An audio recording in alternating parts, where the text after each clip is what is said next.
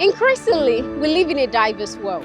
In the United Kingdom, ethnic diversity is speedily growing, and across the 10 Greater Manchester districts, Salford has the highest ethnic minority population increase in percentage in the last 10 years. So looking back at Salford at that time and the Salford now, how would you say the development in Salford regarding inclusion and diversity, how would you say it has grown?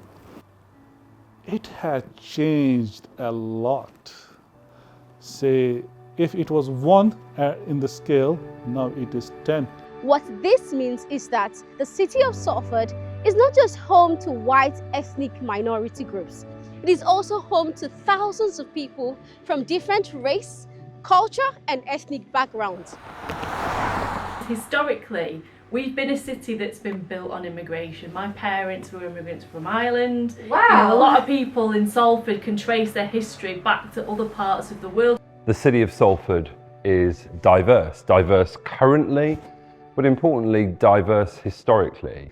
The city of Salford, when you think about our industrial past as well, was really, really important in terms of driving forward the Industrial Revolution and, you know, ultimately, as a consequence of that, introducing this great city to the rest of the world. But how has the experiences of integration, identity and inclusion shaped the lives of these ethnic minority groups? To know this, I met with some people from the ethnic minority groups who arrived Salford in the last 20 years.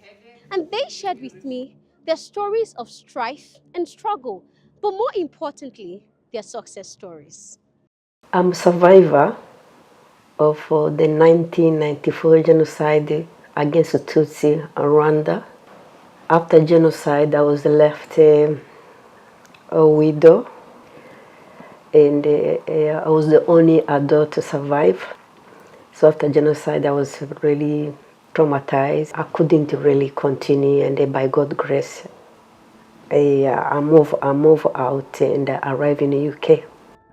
I came to the United Kingdom just over 20 years ago, and during those years I've been involved in different things, which led to become a councillor for Pendleton and Charlestown. I couldn't believe that I'm going to be a councillor. That was like a surprise for me. After I had my registration and license to practice in the UK, and I could walk into the ward and I could say to the patient, my name is Zula and I am a doctor, and it felt like I fulfilled my potential. I'm the only one coffee ceremony maker in Greater Manchester. If I'm not exaggerate, I can say the whole UK.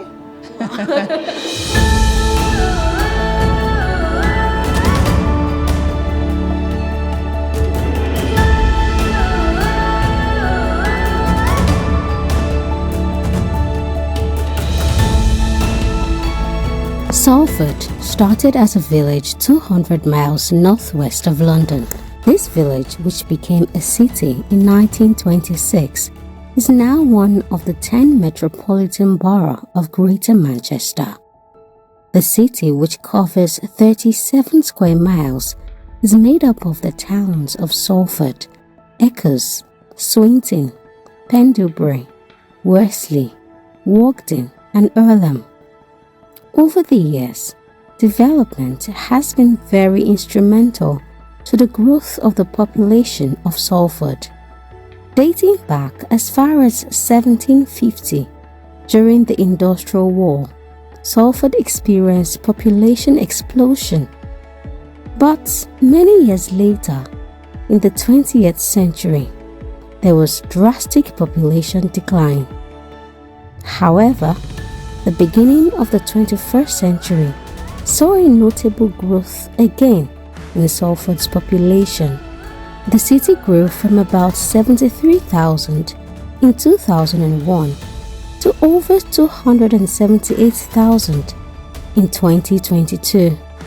And in the last 10 years, its population increase ranks the highest in North England. The driver for this increase is the redevelopment in Salford, alongside migration, which has contributed to the city's diversity. ती कर्महरू एकदमै धेरै छन् फेरि अब भागवतको पनि दशांश गर्नुपर्दछ यहाँ व्रतबन्ध आदिका कार्यहरू गर्नुपर्दछ Salford's growing diverse population welcomes people from different ethnic backgrounds. In the 2021 census, there were nearly 50,000 people living in Salford who are from the Black, Asian, and minority ethnic groups. Many of these people who now permanently live in Salford left their homeland for different reasons. I met with Alexis, a native of Congo. He is one of the many migrants in Salford who left his home country in 2002. What was the push factor that made you leave your country down here? Yeah, the country has been in conflict for the last 30 years. It's not stable. Sometimes you stay there, but you don't have like a future. And because of the conflict, and you decide to go where you can find like a stable life.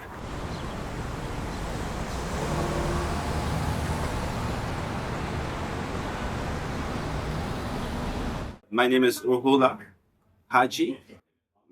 Professionally, I'm a medical doctor, and originally I'm from Afghanistan. By the way, I'm double refugee.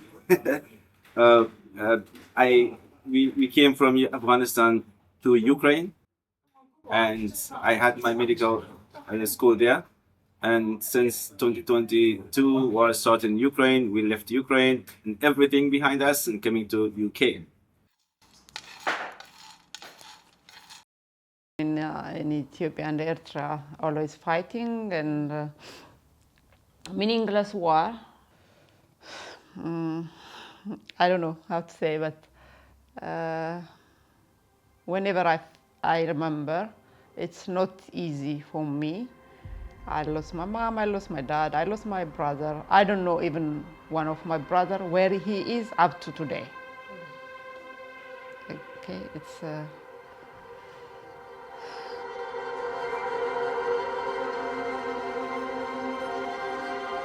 Prior to becoming a member of parliament for Salford, Rebecca Long Bailey wasn't aware of the hardship that led many migrants to leave their home countries. Since you got elected as a member of parliament for Salford in 2015, what has been your experience with migrants, refugees and asylum seekers? The experiences that they're going through was absolutely harrowing. And I didn't realise before I became an MP just how much poverty refugees and asylum seekers face and the experiences they face within society when they're trying to rebuild a new life from really difficult, horrible situations that they've had to flee from, in fear of their lives and their families' lives. These push factors have prompted Salford to respond to the need of migrants from different parts of the world. I think the traumatic experiences of leaving your country and being displaced with a weather, culture, smells, language that is different, leaving behind loved ones, but also going through, for example, the civil war in Rwanda, through various forms of oppression due to identity. The city of Salford has really tried to respond to the diversity. Some migrants have come to the United Kingdom seeking sanctuary, while others, like Khadija, have embarked on the journey to the UK with her family for a better life and more opportunities. Me and my family, meaning both my sisters and my mum, we immigrated from Portugal to the UK 12, almost 13 years ago. We came to the UK for, just like everyone else, for a better opportunity in education, for a better workplace for my mother, and just for a better life in general. Besides the improved quality of life that the UK offers, the freedom to practice one's religion was the pull factor for Ibrahima, a practicing imam in Salford.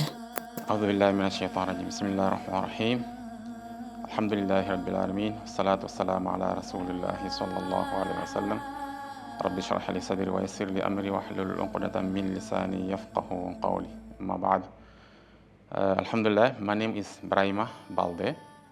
I'm from Guinea-Bissau. So actually I'm living here in Salford, Manchester, UK. So I'm living here more than 4 years, now 5 years.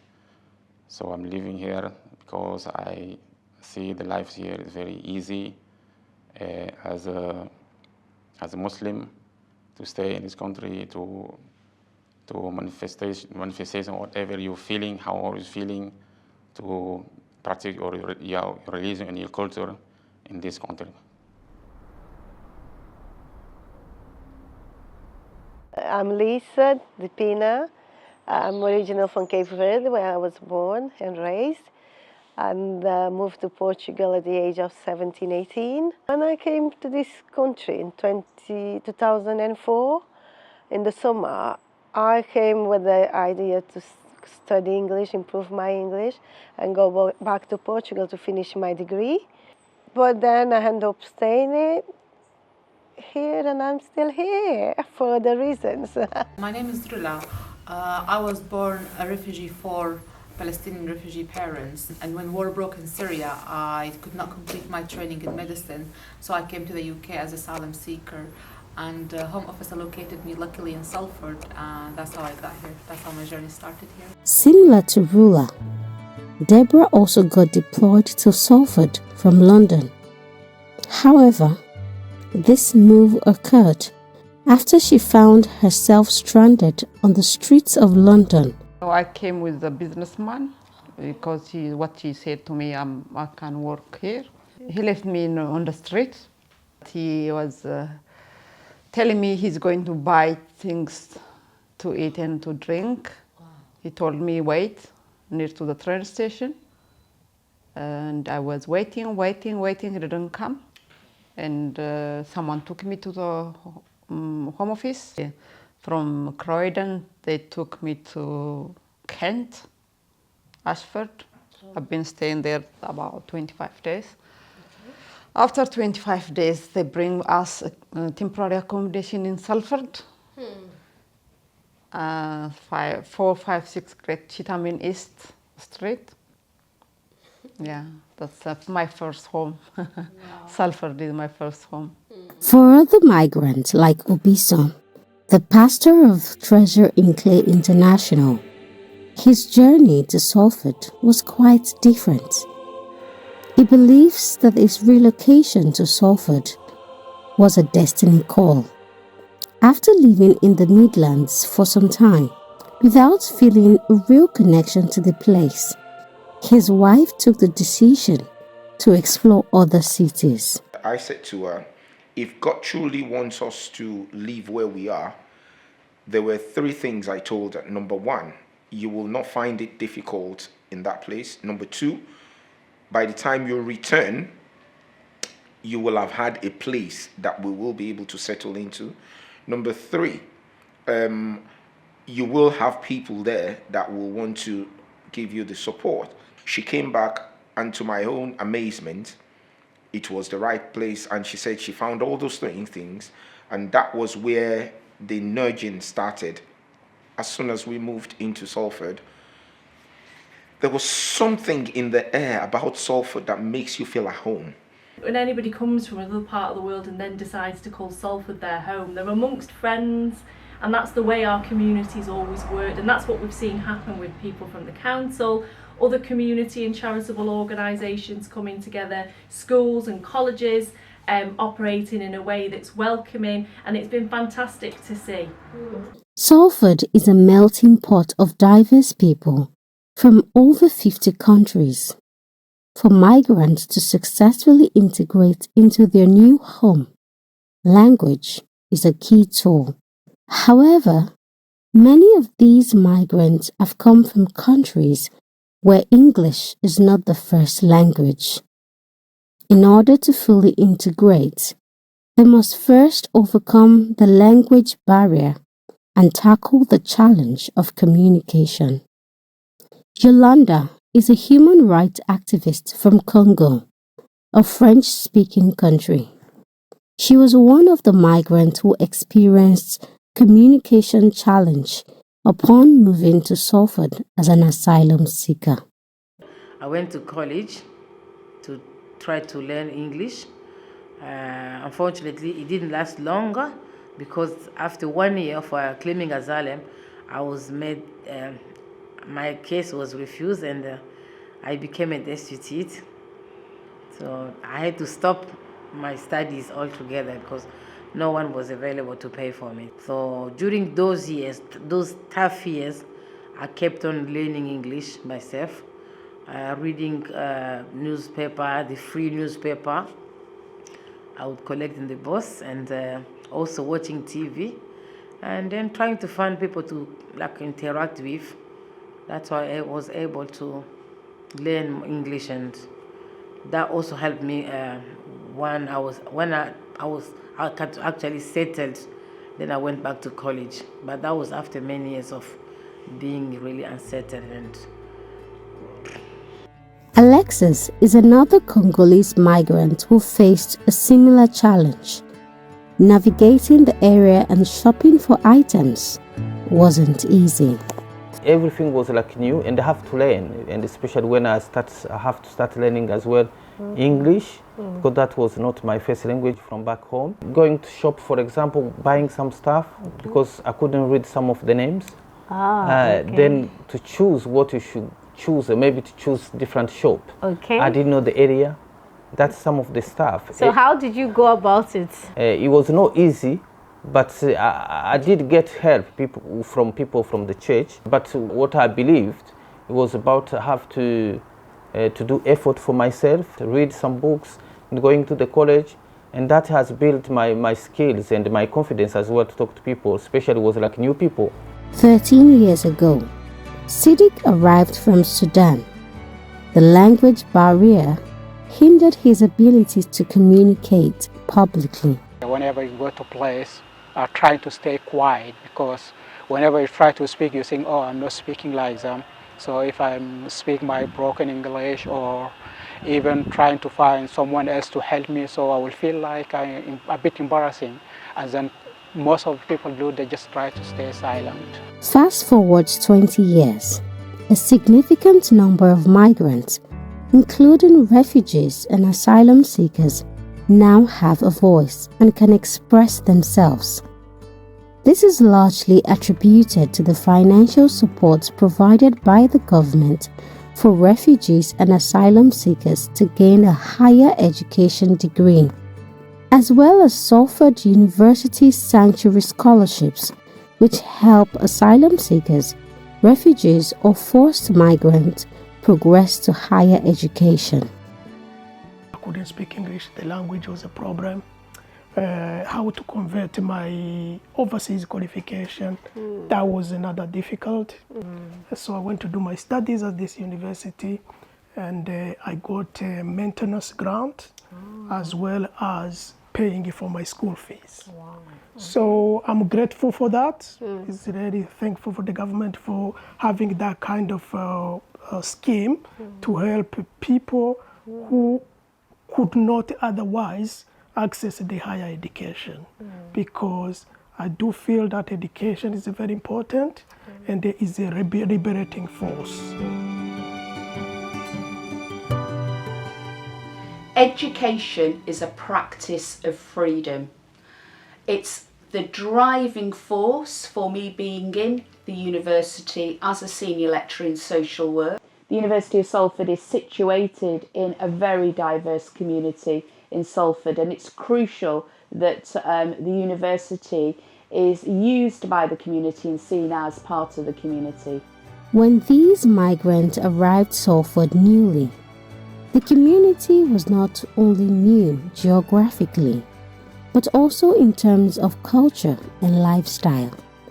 This led to many experiencing culture shock. I remember when I was new, I went to Tesco and buying my groceries, and I just paying what I have in my hand, and I just hold my stuff and go. In my culture, the seller or the shop owner has to say to you, thank you, because you go and buy. I didn't know I should say thank you to her. The lady, I bought it, I paid, I just walked, she shouted like that, thank you. And I was shocked. I said, I just think nobody there, when I said, in English culture, you should say thank you for each and everything. And since that time, I thought I know little English, but since that time I don't know any English. And I start from scratch. Similarly, Hirfan had a strong grasp of the English language prior to moving to the UK. However, his proficiency was put to the test after encountering a Salford councillor at Peel Park in Little Halton. He said, what do you do? I said to him, no, nothing, we are just waiting for a decision. So, to be honest, nothing. He said, do you like to volunteer? I said, what do you mean by volunteer? I said, no, helping people. I said, I need someone to help me. How can I help anybody? So he said, okay, we are organizing an event and where you will going to see many people from different backgrounds and come and join us. And he gave me the address. I remember going to council in Symington. I called him, I said, I'm here, but there's nobody in. He said, where are you? I said, no, I'm in the council. He said, no, we are not there. It's in my council surgery. So I wasn't able to differentiate what do you mean by council surgery and the counselor. And so I was confused. There are some words which we use in a different way in our own country. So surgery normally we use for an operation in a hospital. Yes. And in here you use surgery as a place where you can drop in, where you have got an office. And I didn't know at that time, The process of migration has been a learning experience for Black, Asians and minority ethnic groups in Salford. A journey of unlearning and relearning. This experience has also been shared by the native residents of Salford. I'm Portuguese by nationality, but I'm from Cape Verde. And one of the things I realized people didn't know West Cape Verde. Of course, as your country, you feel like, how do you don't know West Cape Verde? And one of the things, my way to teach people West Cape Verde is like to give them a complete lesson of geography, and then people say, oh yeah, I went back home and I searched in the map. Is that tiny dots in the map? And that's, yes, it's those tiny dots there. While culture shock is a typical experience when adjusting to a new environment, it can often bring feelings of confusion and anxiety. These feelings can sometimes help migrants to understand the native people and how to relate with them. Gilbert is from Rwanda, a country in East Africa, where greeting is an important aspect of his culture. But in Salford, it's quite different. When I arrived in UK back home, when I meet someone on the street, I will say hello to anyone passing by. And the first time I tried, and people looked at me as a stranger, and I was shocked really, because I was expecting them to respond to my hello, but I didn't get it. So I had to ask people around if that was the way people behaved. And I learned to say hello to the ones I knew or I've been in touch with. For me, I was shocked being on the buses and how young boys and girls would put their feet on the seats. And I used to think, should I tell them? Because in India, we would get told off by our elders doing this. It doesn't matter if they belong to your family or not. In the UK, when I first came, I spent like a good 2 months without knowing who the person who lived next door was. So I didn't know my neighbors until a while. So that was what was different compared to when in Zimbabwe. When you come to area or a community in Zimbabwe, everyone comes to greet you and to welcome you. I guess it's just because people in the UK tend to mind their own business and do their thing, but that's what was different. The way I saw the missionaries and they're coming here, I thought that everybody is going to be a missionary here. So that was the first shock that I had coming to Salford. Other than the culture shock Kalu experienced, integrating into the Salford community was easy. Coming to Salford is not only an eye-opener, it also has been something that I treasured, and I thank God that I came to Salford. Because I came to Salford, I never been treated like a migrant. I came to Salford. We integrated into Salford, and we have been a part of the panels in Salford. So right from the onset we came and due to our ministerial engagement and activities. While some migrants experienced a smooth process of integration, others faced difficulties. The feelings of alienation, stereotypes, and discrimination faced by Blacks, Asian, and minority ethnic groups worsened significantly after the Manchester Arena bomb on May 22, 2017. Since 2006, I'm here in Salford. Up to 2018, it was not easy, very hard. But specifically after Manchester Arena bomb, was very, very hard time we spent in Salford. Yeah, we're suffering because of one person do wrong things. Specifically, they come in our house, they knock the door, they throw egg, they throw water. A lot of, I report crime, racism, many things. But it was not action that time, but now, thank God, good time. I think less, not like before, it's less.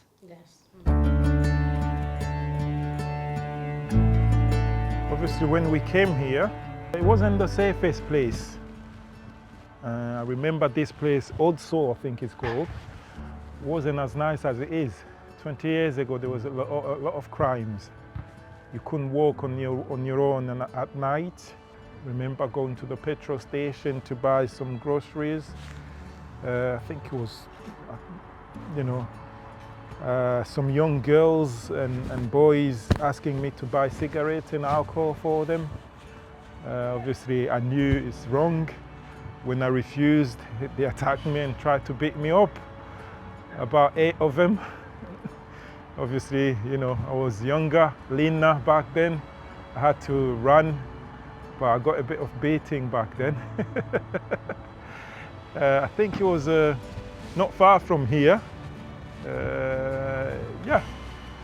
Langley Road, I think it's called.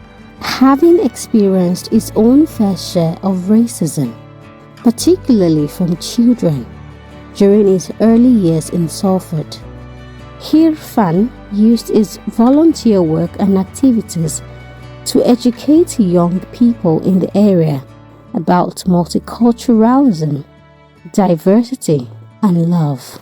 I'm proud that I was, not 100%, but I was able to change where I lived, where I worked as a volunteer, to change that, kind of an atmosphere where people used to talk to each other, help each other, and had no they didn't discriminate on the basis of color, creed, or nationality. I was able to remove that barriers. I used to go to the schools, go to the churches, organize events, and tell them about different cultures, different people, different languages.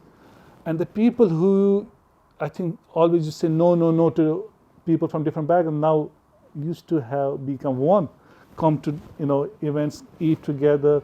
That's just what has changed, actually. I'm really inspired by him because what he does a lot of volunteering work, which for me is so surprising. Because why would you work when you don't get paid? So, and I actually got kind of interested in it, and it started with this award that my school was doing called Youth in Venable, and I needed some kind of volunteering work. And I asked my dad, where should I go to volunteer? And he said, why not do the gardening thing? I'm like, oh, That would be quite interesting. And the moment I started doing it, I kind of loved it. It was like something I wanted to come every week instead of like some kind of work. Because every time I would work, people would walk past me and say, great work. And I felt really inspired by them, by just random people congratulating me on something that I did. And I just find that incredible.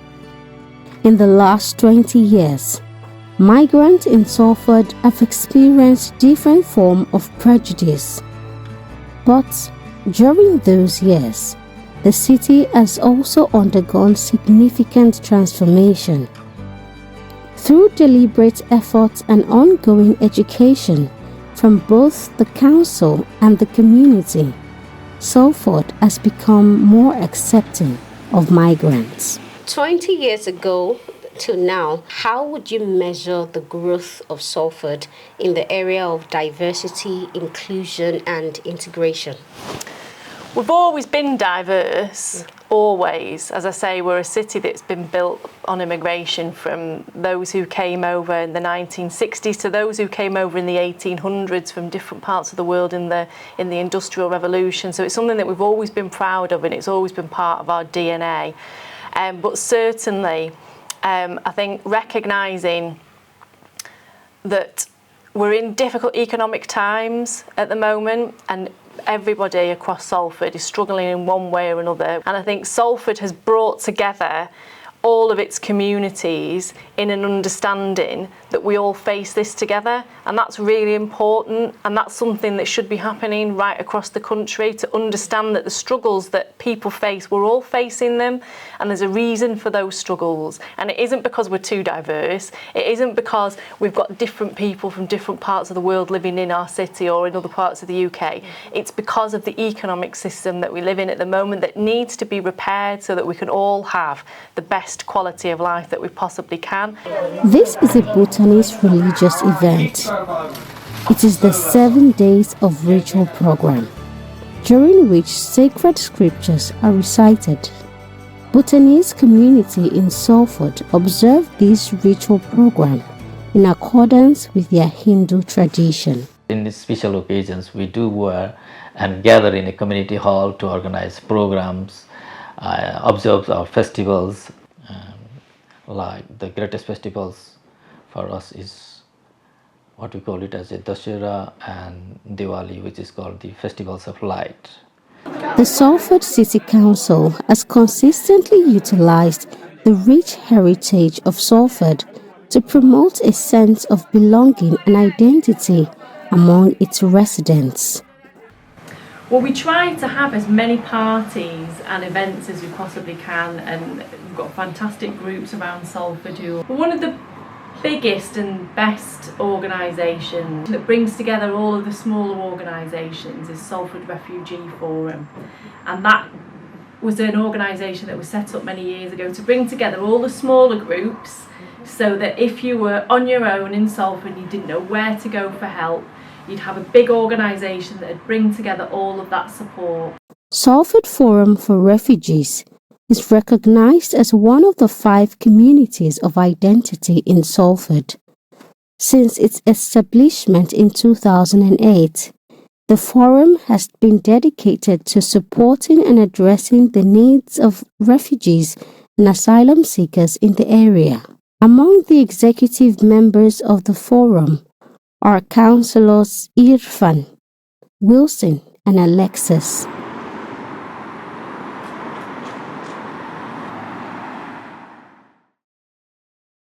And this is one of the community of identity in Salford.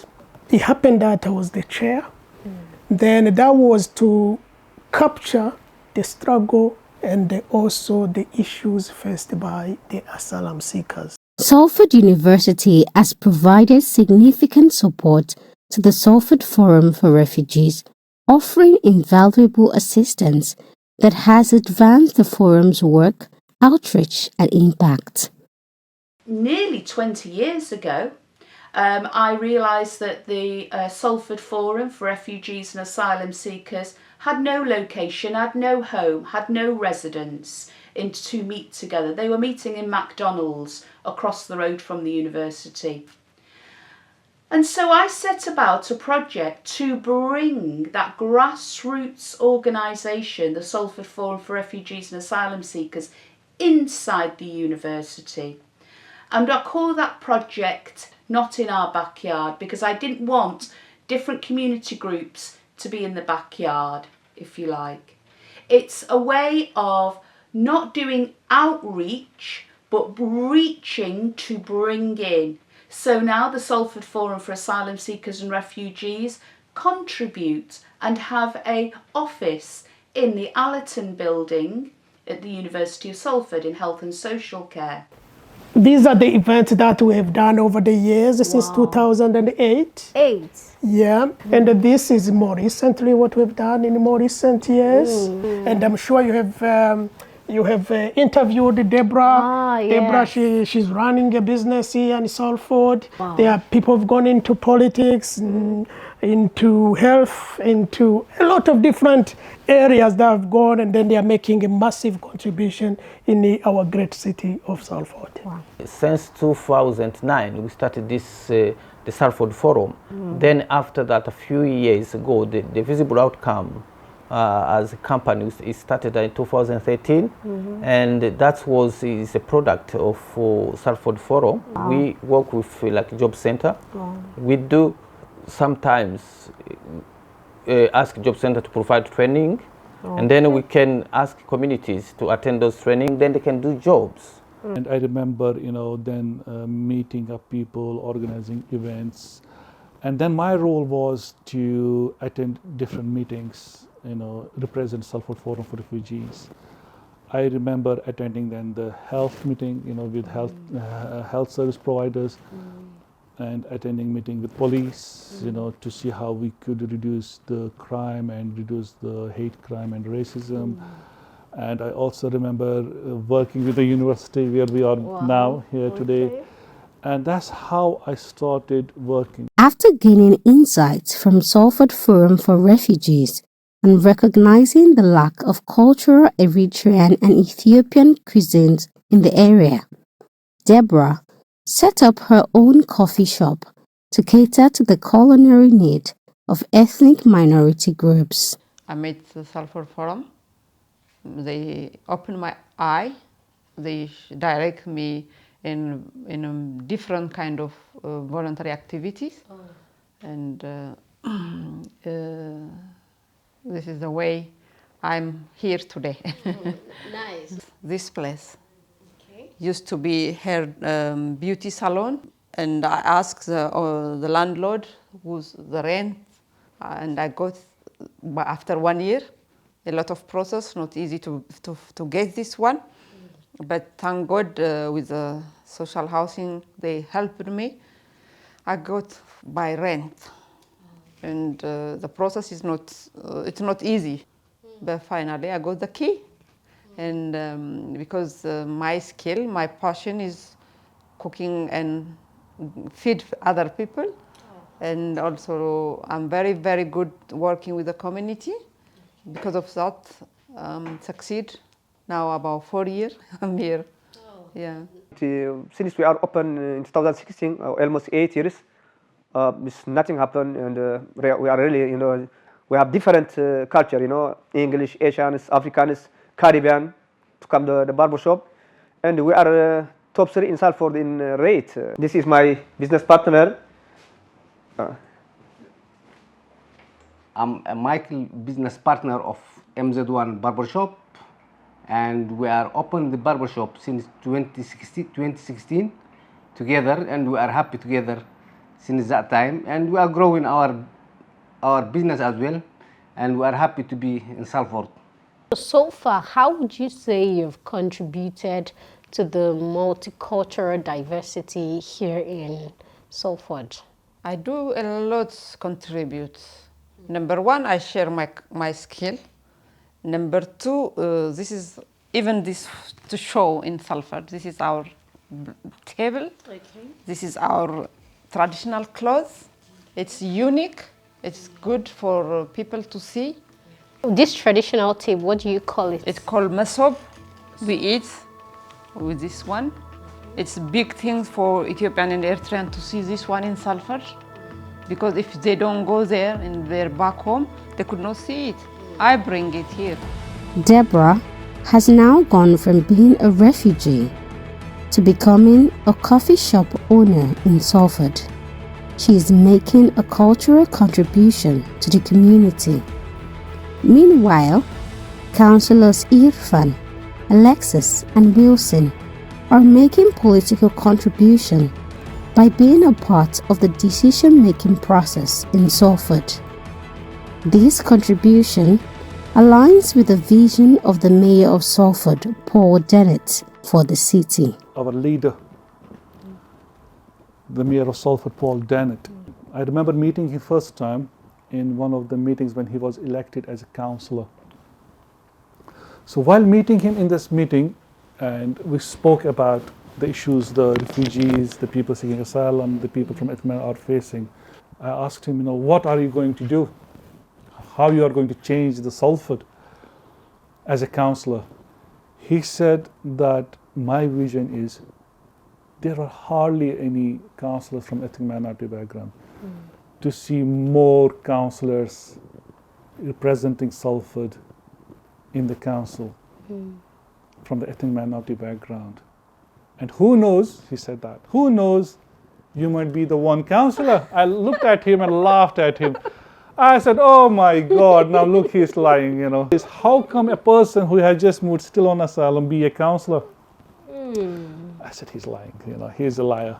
I think for me, holding public office, it's really, really important that I, as an elected mayor, represent diversity in what I do throughout the work of the City Council. Be that in terms of encouraging Black, Asian, minority ethnic communities to take up public office themselves and actually influence decision making here in the City Council. So when did you key yourself into that vision as well? Because the first time you were told you were going to be a councillor, you laughed. I laughed. Yeah, so at what point did you sit down and think that I can actually be a councillor and I need to go for this? Well, the meeting Paul Dennett, in that meeting, I said, these politicians have a great role to play. They are the decision makers. But people who are making decisions for us are not from our representatives. It is someone else who doesn't have not necessarily the knowledge and the experience of the struggles we face in the community or in the system. They make the decision for us. So I said to myself, if I want to make a change, I must be that change. And to do that, I should be in politics because that's where the decisions are made. So I joined the Labour Party as a member.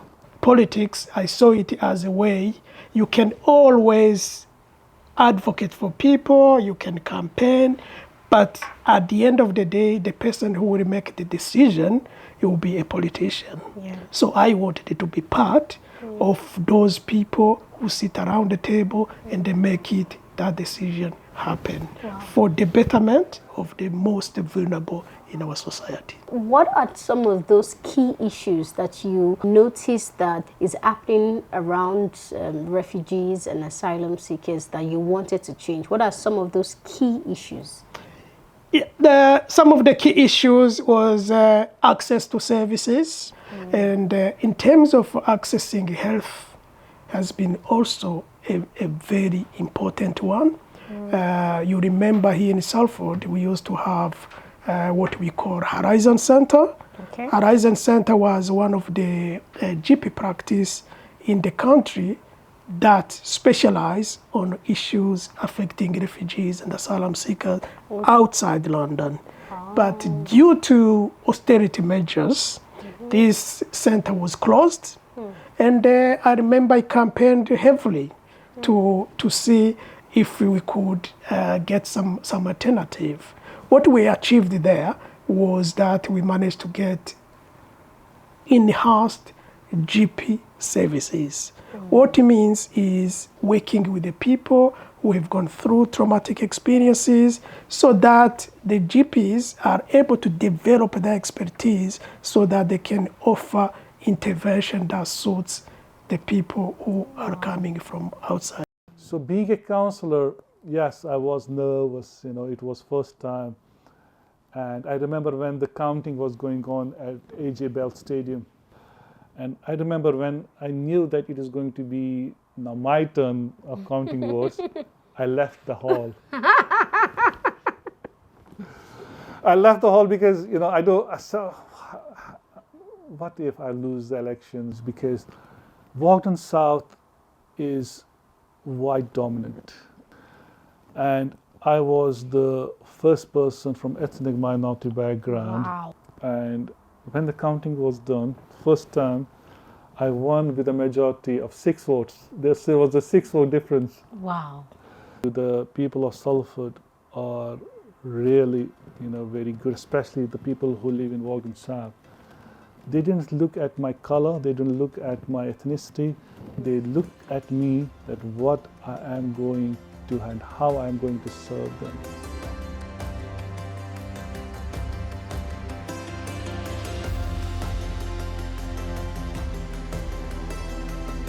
With people now in positions of leadership within the city of Salford, for example, city councillors from refugee backgrounds who are in the city of Salford, who are now have a seat at the decision-making table to help community cohesion and to ensure that the diversity and the resources that asylum seekers and refugees bring to the city of Salford are not only appreciated but are integral to the city of Salford's growth. It's an honour to have this memorial stone placed here in Salford.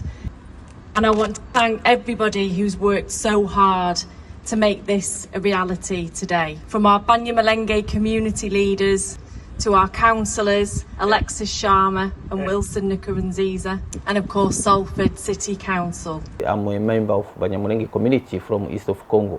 When I came, there was not too many members of my communities. Back home, some of our community, they have issues. They went to refugee camp in Burundi called Gatumba, and they were killed because who they were. And since 2014, we started to do some remembrance.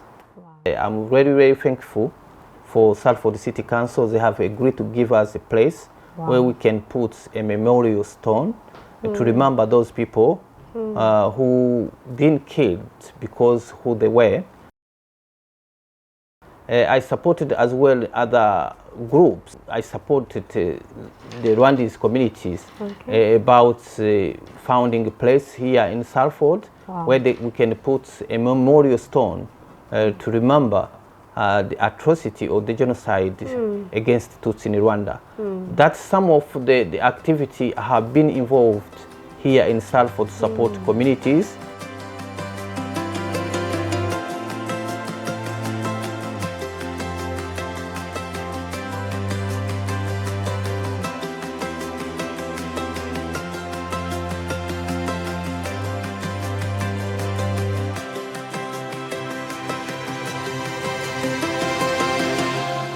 In addition to the unveiling of the memorial stone, the Rwanda flag was also raised for the first time in Salford to honor the memory of the 1994 genocide against the Tutsi in Rwanda.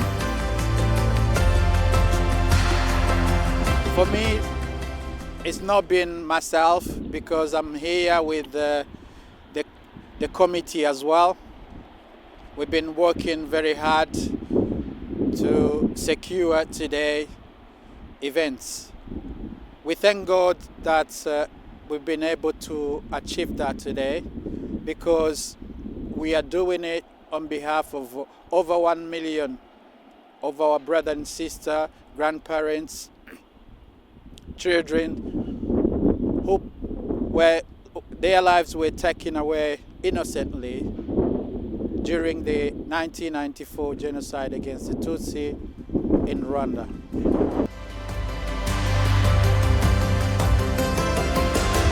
For a genocide survivor like Deborah, the memorial stone and flag-raising event carry a significant meaning and foster a sense of belonging.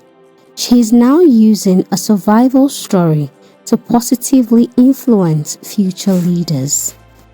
After all atrocities I live, and after got healed, restored really, and living forgiven and forgive others, I decided to write the book.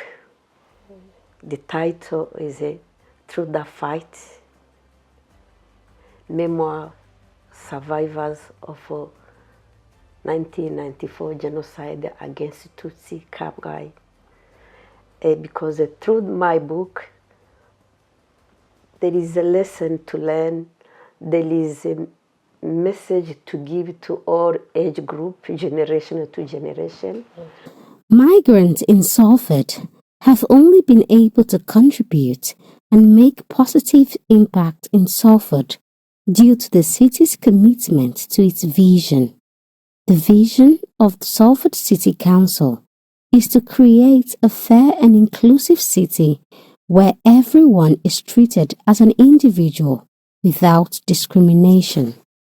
If you have a vision but you don't have leadership, it cannot be easy to reach your vision. But the leadership, especially the city mayor of Salford, Paul Dennett, he has really supporting us to reach our vision and to do many things which we are planning as to work as in the community, and also to be integrated and to do some work for the council. Yeah, I can say as well we have a very good local MP, which Rebecca Long Bailey.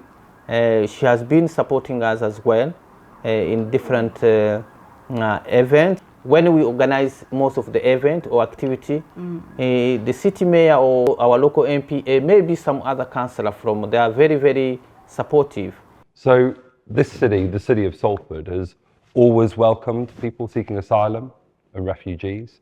However, when we look at other local authorities in other parts of England, I think it's fair to say that some parts of the country do not do some of the great work that we do here in the city of Salford and Greater Manchester.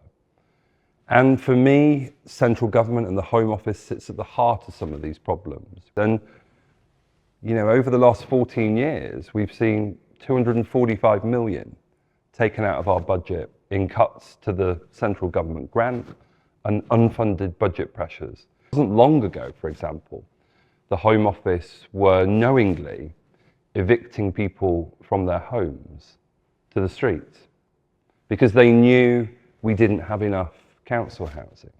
They knew what our waiting list was. And we did what we could. We set up an emergency shelter to support those people. But you see, the decisions taken at the heart of government can have profound implications for what happens in communities up and down the country. And I think for me moving forward, we've got to get Westminster and Whitehall working in partnership and in collaboration with local government. I'm the president of Burundian community in Manchester, in Greater Manchester, whole Greater Manchester. That includes Salford and Bolton, Oldham and Manchester. And yeah, as a community we've had to rely a lot on support from the City of Sanctuary that Salford is. They've helped us when some of my community members were sick. They helped us when some of my community members were homeless. They helped us when some of my communities were facing deportation or facing some hardships. I know I could always knock on Rebecca Bailey's door. She's helped us, guide us when some of my community members were facing homelessness. And another thing I've enjoyed in Salford is to see us coming together with people of this country, especially the moment I've seen the ceremonial mayor, the councillors coming to see us, to encourage us, to be with us. I've met so many people from other communities, people from other nationalities, and I'm really happy to see them and to see diversity in this community, and especially in Salford. British culture adoption is little bit harder is there. This is the diverse city, and I have seen so many, met my local community peoples here, and I attend that programs there, and also I joined the British Society here, and local councils have so many programs to adoption, to develop like this one is there. So I joined that program, I enjoyed that meeting is there. And if there is one thing that all the councillors that have been interviewed for this documentary have mentioned, if there is one word, that word is support. Yeah. They have all highlighted the immense support they've gotten from the Salford Council, the authorities, and particularly you. I would like to know what inspired, your decision and your action to be such a great support to the migrant communities and refugees. It's about love, really, isn't it? It's about loving each other. And I think once we're in Salford and we call ourselves Salfordians, the Salfordian ways that we look after each other, whatever happens, we've got your back. Migrants in Salford have only been able to contribute and make positive impact in Salford due to the city's commitment to its vision. The vision of the Salford City Council is to create a fair and inclusive city where everyone is treated as an individual without discrimination. In addition to the backing of the City Council, various organizations within the city provide support and assistance to refugees and other migrants. This organization called Salford CVS, they help different people to different connections. For example, me, I wanted to go into healthcare. So they told me that, okay, they could connect me to different care homes to start doing voluntary work because I didn't have any other experience. So then as I started doing voluntary work, I was able to change a lot of people's lives because some of the clients in the care home, they don't have family members. They're in isolation. So just to come and have a one-to-one with a service user and see a big smile on their faces just made me feel very happy. I was lucky that in my Home Office interview, one of the Home Offices mentioned to me about an organization called REACH, which stands for Refugee and Asylum Seeker Health Care Professionals Education Center, which helps healthcare professionals like myself to regain their registration so they can practice again in their professions in the UK. So they helped me to pass my English and medical exam and become a doctor again, and here I am. I struggled a lot in the beginning to find the job. I had to go to the job center every time to sign. I started volunteering. I then got an opportunity to get training in the care settings. After that, I applied for a job in the hospital, Salford Royal Hospital, got a job, and finally I was successful. My application was successful as a support worker. I worked there. I'm still working as a healthcare assistant now.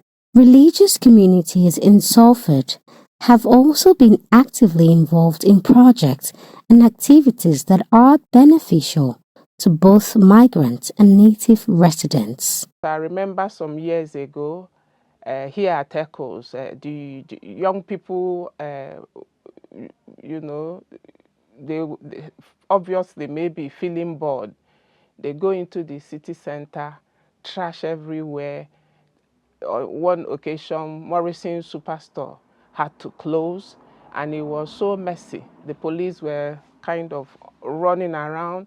Then thank God that we were able to write to the then mayor of Salford, and he sent somebody from the council who came here where we're sitting, and then we were able to put our heads together, and we we're able to, with other church, with the church community, like the so many churches, we are able to bring up an event termed the Gospel Youth Day, Gospel Music Day. And it was a big event. The council helped us so much. They gave us the Center of Echoes, and we're able to bring all the gospel musicians, both British and international, from London, and it was a very successful event. We held it concurrently for about 2 years or 3 before the COVID started. So I would say that, you know, through that way, we're able to give back, because right after the first event, everything calmed down. Work with the Islamic Center as our aim to serve the entire community. As our Prophet Muhammad sallallahu alaihi wasallam said, the best among you are those who bring greatest benefit to others. So we are established our center, Islamic Center, to serve the all community, not only Muslims, but all our community. We are aiming to have a youth club which bring this beautiful age group together and help them improve their skills and be ready for their jobs, and also like socializing in a very safe area. And other skilled migrants with skills have also contributed their expertise to the enhancement and diversity of Salford. Like anyone else from my community or any other migrant, there are things, skills we have brought in. I'm working as an independent mental health advocate, supporting people who are vulnerable, who are sectioned under the Mental Health Act. So I support their views, making sure they know their right under the section. And also, my contribution as a community leader is to make sure that people freshly coming from Congo in my community can integrate, and I can show them pathways and how they can navigate through in order to succeed as well. After moving to Salford, I've learned so many skills, studied so few courses and stuff like that. And I can say now, initially I like music, I like sports, so that was my interest. So I just explored opportunities in the community. So I approached Salford CVS, and that's a voluntary service in Echoes, and they told me about Salford City Radio. So when they recommended me there, and I went there, I was trained, and now I'm a full presenter. I have my own show now. I present my own show for Salford City Radio, so which I play obviously a kind of music, Afro beats and live in the community. In the beginning, I came to Salford. I was homeless. I had no clue. It took me a long time, but thanks God, I'm a data center engineer now, working full time, and that's good. Although there is still more work to be done, Salford has changed significantly from what it used to be 20 years ago. The diversity in Salford has made it possible for ethnic minority people to succeed in their different endeavors. We started this group in 2017, and so far we've been supporting over 1,000 women to improve their life, especially financially, and those going either to start a small business or go back to work or go back to school. And so far we're still thriving.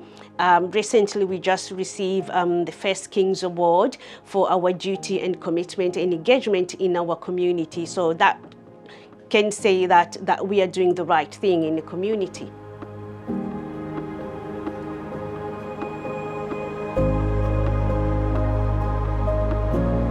How many awards do you have in total? Because I'm losing count of the ones on these walls. I don't remember. It's countless. I got different awards. I got from people, from housing. I got it from the Salford CVS, Heart of Salford, from the university. When I look at it, and look around here, it gives me kind of energy to do more, to do more. And now you will see why I'm keeping it here. Because when people who are new to Salford and who don't know, who don't think, like I used to think that, I can't be a councillor. when I, laughed and said, Paul Dent is joking and he's making fun of me. I want to tell them that it is possible. Reflecting back, what would you say Salford means to you? What does Salford mean to you? Salford is my home. Yeah, it's my home. Really, I enjoy it. I'm really thankful that I've got my wife here, my 3 children who are very supportive to what I've done, and they studying here. They feel at home. I feel at home. I feel like Salford for me now is home. Because if I look back, I will live in this country, in this city, more than I live in my own country. Salford is one of those great places that is being neglected, yet it could become the rare gem of Great Britain. To me, Salford is a place to be. I feel at home. I'm proud to live here in Salford, working, sharing my culture is like my history. City of Salford has been a home to me and has been a home to many of Banyamulenge who have fled from Congo. We preferred to move to this area, Salford area, to participate in the empowerment, the whole community, because we find it the suitable place not only for us but also for our children. Making decision to live in Salford was a very good decision for me because it was like it's like my second home. Obviously from Nigeria, and I found another home here in Salford. I would describe Salford in the phrase, our home. Once you're a Salfordian, you're always a Salfordian, and we'll never let you leave, whether you like it or not. Okay, so we are never letting you